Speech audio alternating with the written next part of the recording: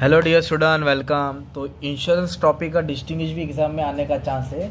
तो 3 टाइप के इंश्योरेंस होते हैं। तो मैंने प्रिंसिपल पहले करा दिया था, right. Life insurance, marine, fire. Marine मतलब पानी का इंश्योरेंस, पानी से जो नुकसान हुआ है। फायर मतलब आग से, लाइफ मतलब जिंदगी का। तो अभी आपको सेंटेंस भी याद करना पड़ेगा। तो बोलो, अ कॉन्ट्रैक्ट वेयर बाय, बोलो द इंश्योरेंस कंपनी, है ना। तीनों में वही डाल देंगे, राइट। और contract whereby insurance company undertakes to pay a certain sum of money. Insurance company कुछ पैसा देगा। क्या देगा? पैसा देगा। ऐसे देगा क्या? जब पॉलिसी वाला मर जाएगा, क्या हो जाएगा? डेथ बोला है। या मैच्योरिटी 20 साल का था, 20 साल पूरा होगा तब देगा ना। तो उसको बोलते, और उसके पहले उसको प्रीमियम पे करना पड़ेगा। क्या पे करना पड़ेगा?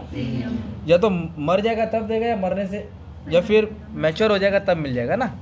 तो ये लाइफ इंश्योरेंस का होता है। किसका होता है ये? तो फायर इंश्योरेंस क्या होता है? लाइफ मतलब जान माल का, जान का, अपनी या अपनी वाइफ का या अपने बच्चे लोग का।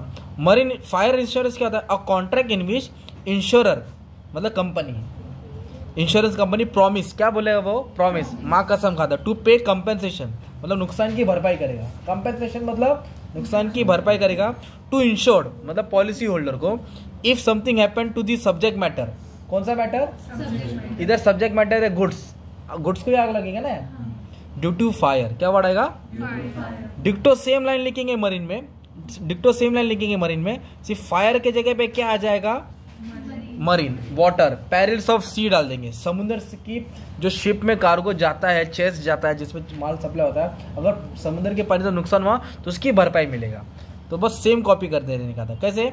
अ contract whereby insurance company undertake to pay the compensation to insure if something happens to subject matter due to perils of sea. Due to, ये तुम्हारा मीनिंग हो गया। मस्त ये मीनिंग को मोटा करके लिख लेंगे, दाल चावल खिला के एकदम मोटा दिखेगा, टीचर मार्क्स दे देगी ना यार। सेकंड पॉइंट क्या है? पॉलिसी। सेकंड पॉइंट क्या है? Policy.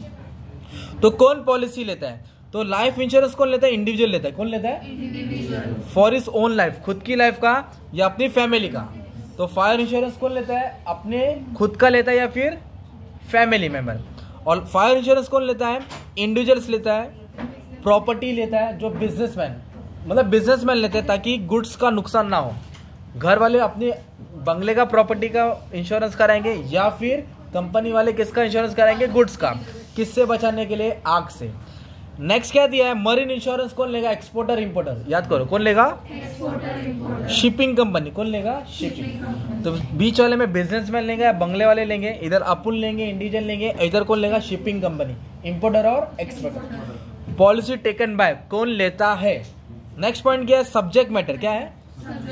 In life insurance, life of the insured, जिंदगी इधर ही सब्जेक्ट मैटर है। जिंदगी वो पीछे देगा ना, चुप चुप के शाहिद कपूर रहता है, बांडिया रहता है ना, तो उसमें क्या करता है? वो सुसाइड कर लेता है। क्या करता है? तो वो सब्जेक्ट मैटर का ध्यान नहीं देता, इसलिए इंश्योरेंस कंपनी पैसा नहीं देती है ना यार। तो सब्जेक्ट मैटर मतलब जिंदगी, आपकी लाइफ। इधर सब्जेक्ट मैटर क्या रहेगा? प्रॉपर्टी रहेगा। क्या रहेगा? प्रॉपर्टी मतलब गुड्स रहेगा या एसेट्स रहेगा। और इधर सब्जेक्ट मैटर क्या रहेगा? Ship, cargo, freight. फ्रेट मतलब जो भी गुड्स लोड करके रखा है शिप में, उसका, वो चीज का हम लोग तवज्जो देंगे, फोकस करेंगे। इधर लाइफ रहेगा, इधर प्रॉपर्टी रहेगा, इधर कार्गो रहेगा और इधर शिप रहेगा। नेक्स्ट पॉइंट क्या है? Insurable interest. क्या वर्ड है? तो जब कॉन्ट्रैक्ट बनेगा उसका इंटरेस्ट होना चाहिए। कॉन्ट्रैक्ट बनते समय, अभी जिसकी शादी हो रही है, लड़की बोली मुझे नहीं करना है, तो उसका इंटरेस्ट है क्या?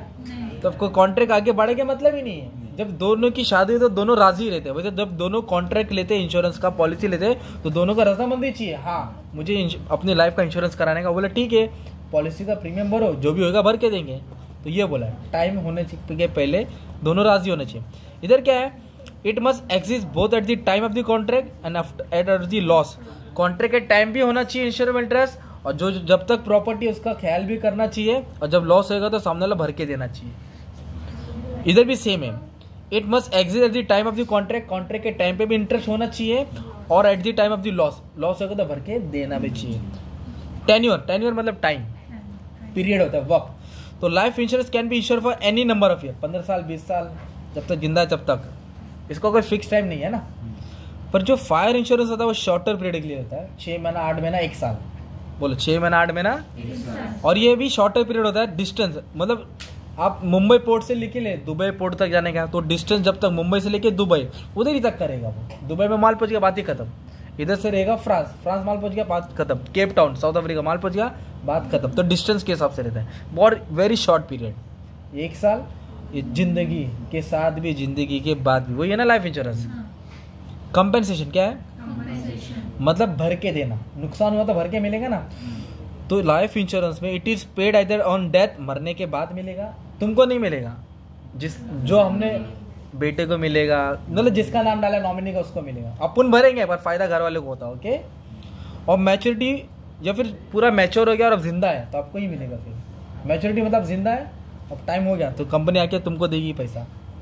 और डेथ बोलेगा तो मरने के बाद। इधर कब होएगा? फायर इंश्योरेंस में पैसा कब मिलेगा? It is paid only if there is loss. आग का अगर आग से नुकसान हुआ है तो ही मिलेगा, नहीं हुआ तो इधर पानी से नुकसान हुआ तो ही मिलेगा, वरना गुड सेफली पहुंच गया ना, पैसा दिया ना, अब जाओ घर पे। नुकसान हुआ तो कंपनी देगी भर के, ऐसा होता है। प्रिंसिपल ऑफ इंडेमनिटी, इंडेमनिटी मतलब होता है भर के देना, इंडेमनिटी मतलब भर के देना। तो लाइफ इंश्योरेंस में कोई भर के देने वाला नहीं सीन रहता है। डेथ हो गया तो मिलेगा, अभी चोट वोट लगेगा थोड़ी देगा, मर गया तो ही मिलेगा, टाइम होगा तो मिलेगा। तो इंडेमनिटी का प्रिंसिपल इधर एप्लीकेबल नहीं है। किधर नहीं एप्लीकेबल है? लाइफ में एप्लीकेबल, बट फायर इंश्योरेंस में ये एप्लीकेबल है। It is applicable on insurance company to compensate, भर के दो, फॉर द फाइनेंशियल लॉस, जो लॉस हुआ है किसको? इंश्योर पार्टी को। जितना भी नुकसान हुआ है आग से भर के देना पड़ेगा, क्योंकि उसने आपसे पॉलिसी लिया था।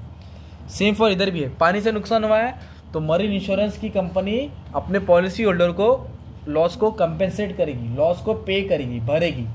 कंपेंसेशन फॉर द लॉस, ये लाइन याद करो, कंपेंसेशन फॉर द लॉस, है ना।